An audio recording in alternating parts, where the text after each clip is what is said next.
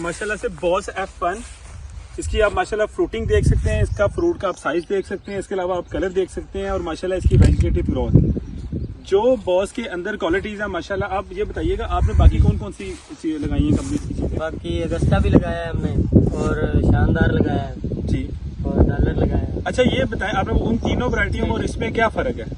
इसका एक तो कलर बहुत प्यारा है, कलर अच्छा है इसका? बहुत अच्छा कलर अच्छा, है। उसके अलावा साइज भी अच्छा है साइज उनसे अच्छा है इसका? जी, बिल्कुल अच्छा अच्छा, है। वो कहते हैं कि वो पहले आ जाता है, ये बाद में आता है? नहीं, ये तकरीबन एक हफ्ता पूरा उनसे पहले पहले आ रहा है माशाल्लाह पहले आ रहा है। माशाल्लाह। यानी कि आपने 40 एकड़ लगाते हैं जी, तरबूज, तो 40 आप एकड़। अगले साल जो है कौन सी वैरायटी लगाएंगे? हम तो यही सिलेक्ट करेंगे जो है बॉस F1, सिर्फ बॉस F1 लगाएंगे। ये माशाल्लाह आपने रिमार्क सुने फार्मर के, हम आपको फील्ड दिखा रहे थे। बेसिकली वीडियो बनाने का मकसद ये कि आपको फील्ड दिखाई जाए।